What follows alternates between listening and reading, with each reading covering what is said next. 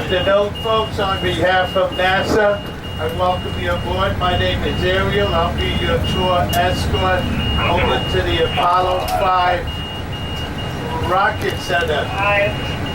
Between here and there, we will go by launch pad 39B, go by the Vehicle Assembly Building. And this tour here will take about 40 minutes, folks, before we get to Apollo Saturn V Rocket Center. There you'll go on a different tour. Okay. Now, folks, I do ask that you remain seated while the bus is in motion. Also, I will be playing video, so please keep your conversations low so the other guests can enjoy the videos and the commentation. The first video I'll play is from our director, Mr. Bob Cabana, and he's a veteran. He's an astronaut. He's a veteran of 4 shuttle missions. So we're gonna hear from him. Now, Mr. Cabana was also instrumental in assembling the first 2 sections of the International Space Station, which right now is 2.5 miles in space, and it rotates around the Earth every 90 minutes it takes. That means he's going pretty fast, like 15,100 miles per hour. We'll talk more about that. Now I need to show you this rocket here. This black and white rocket is a Redstone Mercury rocket. It's the same type of rocket that took the first American into space, Mr. Alan Shepard, May 5th of 1961. Now, folks, I give to you Mr. Bob Cabana. Hi, I'm Bob Cabana, and it's my pleasure to welcome you to NASA's John F. Kennedy Space Center. From launching the first Americans into space to launching humans to the moon, we've launched and carried the dreams of a nation. None of it would have been possible without the tremendous team that made it happen here on the Space Coast. That has made possible the launch of every American vehicle that carried a crew into space since that first flight 50 years ago. During this tour, you'll get a unique, behind-the-scenes look at how America wrote many significant chapters in human and robotic space history. Most recently, the Space Shuttle program that launched 135 missions culminated in the assembly of the International Space Station in low Earth orbit. The station is truly an engineering marvel and a testament to what we can accomplish when we all work together. I think one of the most enduring legacies will be the international cooperation that we've achieved in building and operating it. It's provided us the framework for how we will move forward as we explore beyond our home planet. Not as explorers from any one country, but as explorers from planet Earth. You're visiting the center at a very exciting time. Since the end of the Space Shuttle program, we've been working on groundbreaking missions that are paving the way to the future.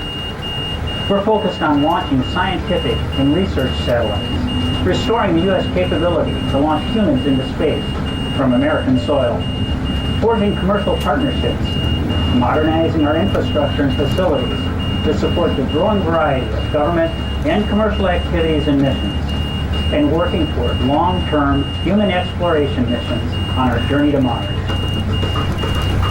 For the first time since the end of the Apollo program, which took us to the moon, NASA is taking steps to send astronauts into deep space with the new Orion exploration vehicle. We have the first spacecraft in history able to transport crews to destinations further than we've ever gone before, including Mars. As capable as Apollo was, the longest round-trip mission to the moon was only 12 days. Orion can sustain a crew of 4 up to 21 days, and when coupled with a habitability module, will allow us to undertake human missions to Mars, which will require close to a 2-year round trip. The vehicle that will carry Orion is the Space Launch System, or SLS. SLS will be the most powerful rocket in history, but more important, it's designed to be flexible and evolvable in order to meet a wide variety of crew and cargo mission requirements. Okay, folks, if I can draw your attention to the left side of the bus, look at this row of trees here. Look for the tallest tree there, and I will show you an eagle's nest. Once again, the outside power line to that tall tree that sticks up above the others, that is the eagle nest tree. Now, once again, outside power line to that tall tree, look down the center. Now, bald eagles are territorial birds. They come out here in September, and they hang out till the beginning of May. It gets too hot, so they go up north. They're territorial. They'll come back every year. To my immediate left, folks, the outside tree. See that nest? That nest is as big as a full-size mattress. It weighs approximately 700 pounds. That nest has been there for 50 years.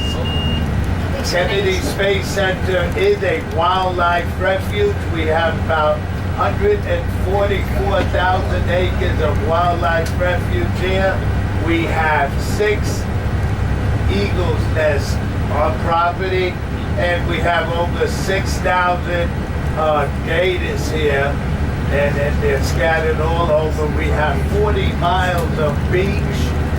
It is big. Now I'm going to show you this building. This is the vehicle assembly building. Every launch, every shuttle, every rocket that was launched from here had to come out of the vehicle assembly building. Vehicle assembly building was built 50 years ago. It is one of the largest buildings in the world. It is 525 feet tall.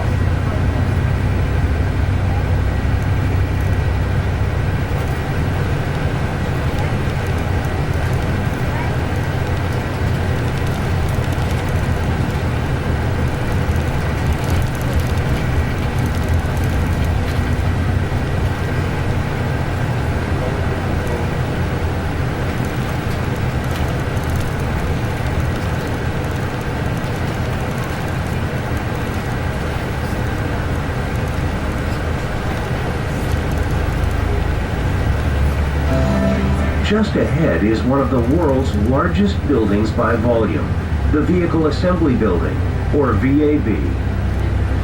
It was built for the Apollo program in the 1960s and stands 525 feet or 160 meters high. The American flag you see on the front is 21 stories tall. The VAB is where everything comes together before a launch. The Apollo and Space Shuttle vehicles were assembled for flight in the VAB. This cavernous facility contains 4 huge bays where the spacecraft were assembled using massive overhead bridge cranes for highly complex maneuvers. Today, the VAB is being updated to assemble our next human-rated launch vehicle, the Space Launch System, or SLS. The SLS is the most powerful rocket in history and has an evolvable design that ranges from 321 to 384 feet tall, depending on mission requirements. This rocket will someday help NASA to reach its goal of human exploration of Mars.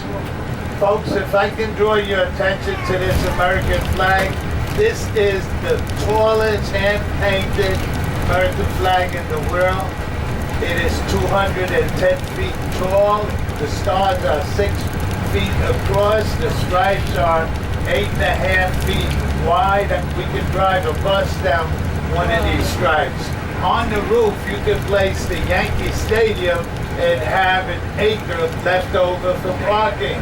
These 2 cubicle, if one of these bays, folks, these are the tallest doors in the world, 450 feet. If one of these bays was completely open, you could slide the Statue of Liberty inside and have 100 feet left over. That's how big it. This building was built 50 years ago. It don't look that way because you have nothing to gauge it by, except that tower. That tower is almost 400 feet, 392 feet. And that tower was built for that new rocket that they're building, the SLS rocket, the most powerful rocket in history. Now, folks, you see right across from us on the right, you see that track vehicle? That is the largest track vehicle in the world. That is what moves the rockets and the shuttles around the Space Center. That is the Crawler, folks. The Crawler weighs 6 million pounds and it can pick up 3 times its weight. Now the Crawler has 4 sets of tracks, and each track has 57 cleats. Each cleat weighs 2,000 pounds. There's 57 cleats on each track. There's 8 tracks there, and the Crawler runs by diesel-powered generators, one on each set of tracks. And the generators power electric motors on each track. The Crawler moves at 1 mile per hour. The Crawler uses up 150 gallons of fuel for 1 mile. We'll talk about that later. It is 3.5 miles from this building to the launch pad. So that is 7 miles. That's 7 miles at 150 gallons of fuel. Now, folks, the Crawler goes underneath this platform, lifts it up, brings it in there. They will assemble the shuttle. Then they'll take it to the launch pad and put it on a trench that is 450 feet long. And it sits right on this. Now, you see those holes in the back? That is for the solid rocket boosters, and the hole in the middle here is for the shuttle's 3 main engines. Now, when they fire up the shuttle at the launch pad, all of that fire goes into a trench. Now, the trench has 400,000 gallons of water that they put in it prior to launch. So, when they fire it up, the shuttle goes up, fire in the trench. If you ever see a launch pad on TV, you would see a big cloud of smoke. That is not smoke, that is steam.